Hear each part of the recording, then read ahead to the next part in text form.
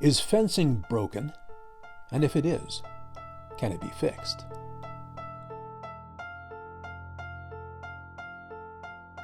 Recently, a YouTube video came to my attention that was made by a lad called Sabre. The title of it is, Fencing is a Broken Sport.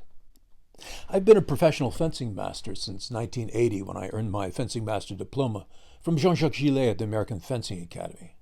I was subsequently certified by the then U.S. Academy of Arms. Now, I don't know Sabre. I don't know anything about him. I'm judging his content strictly on its own merits. If I may briefly summarize Slicer's position, he asserts that in fencing today, no one follows the rules, assuming that they know the rules, and the officials are some ugly combination of incompetent and corrupt. The whole thing is basically a ridiculous charade of the emperor's new clothes, with referees making up rules as they go along, pulling invisible touches out of thin air, or inventing phrases completely ex recto. I regret to say that what Slicer says is absolutely correct. Indeed, we've been saying the same thing for 40 years. Fencing is broken. It's been broken for quite some time. But here's a funny thing, and I mean funny in the same way that Trojan Women is high comedy. Not too long ago, I had a conversation with a fencer who had a fair amount of competition experience and had even done some coaching. And this person was more dazed and confused than Led Zeppelin. Disillusioned, disappointed, and disgusted was he, bewailing how much the sport of fencing had deteriorated since he first started. Now here's the part that's the real knee slapper. He's not that old. Maybe he started fencing around the year 2000. But by 2000, fencing had already been unrecognizable as fencing for 2 decades. It gave me a real Soylent Green moment. Because this kid has never, ever seen real fencing. I mean fencing with phrases that were like conversations and not shouting matches. I mean fencing that was more like high-speed chess and not so much like dodgeball. Fencing where the officials strictly enforced the rules without hesitation and without exception. And where the fencers conducted themselves more like gentlemen and ladies and not so much like horses' asses. And my apologies to horses everywhere. So dig, man. This kid is someone who learned complete crap when he started. But even someone who learned complete crap when he started considers today's crap worse than his crap. That may be ironic enough to create a sonic boom.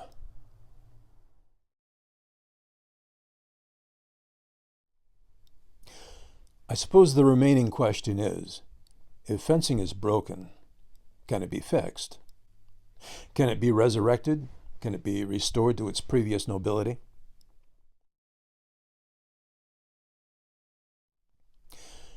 In 1982, Vladimir Smirnov was killed in the World Fencing Championships in Rome.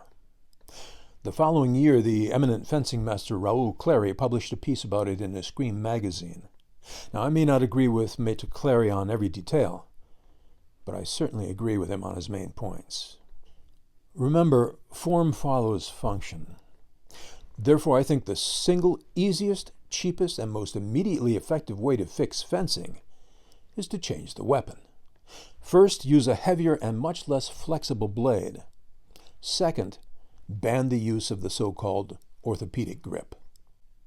The heavier blade more closely simulates a real sword blade, and it handles like a real sword blade. The greater weight slows down the action, and the decreased flexibility eliminates fly fishing and whip cracking. We've used heavier blades in my cell since 1985, and I strongly recommend it. Heavier, less flexible blades lead to better fencing.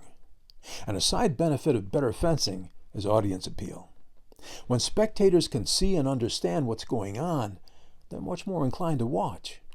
My colleague Maestro John Sullins and I did some exhibition matches at the Finger Lakes Wine Festival some years ago. We used weapons like this one, have much heavier blades, much less flexible. Now also, John is a superb fencer as well, and is an impeccable gentleman, so that didn't hurt anything. We did about a 2-minute demo. We showed them an attack, and a parry, and a riposte. After that, about 400 people stuck around for the hour, oohing and eyeing at all the right moments, all on their own. And keep in mind that their alternative was to wander around and sample free booze. So I consider our show an entertainment triumph. The orthopedic grip isn't a real sword grip. We've always preferred the Italian grip, sometimes a straight grip, again to simulate as closely as possible a real sword. The orthopedic grip diminishes sensitivity and finger play and encourages ham-handed brutality, strength and speed instead of skill. Now, of course, if you know how to fence, you can fence well with a baseball bat while wearing fire gloves. If. Contrary to popular nonsense, the rules are both simple and clear, and anyone who tells you otherwise is either a fool or a liar. There is no third choice. The most important long-term way to fix fencing will be to require fencers to fence correctly, and require officials to officiate correctly, and to impose a lifetime ban for those who don't. No warnings, no probation, and no second chances. Just enforcing the rules would eliminate about 4/5 of the barn bagels you see on the strip today. There's absolutely no reason for continuous core, for acrobatic leaps that Nureyev would envy, or for hurling yourself at your opponent, or for the infantile melodrama that goes along with it. Moving your body ahead of your blade is the way to generate force. That's not fencing. It's the exact opposite of fencing. The blade is theoretically extremely sharp, requiring less than a pound of pressure to penetrate. Anything more than that is excessive, unnecessary, dangerous, and stupid. There's no reason to wind up and put your whole body weight into it and punch your opponent with the blade. You want to hit as hard as you can? You should be boxing, not fencing. Maybe that's it. Maybe fencers should be required to do boxing first. So you might snicker at a blunt sword that's designed not to hurt you. But 2 minutes in the ring with someone who's trying to punch you in the head will teach you a lesson about the importance of defense that you'll remember long after your ears stop ringing.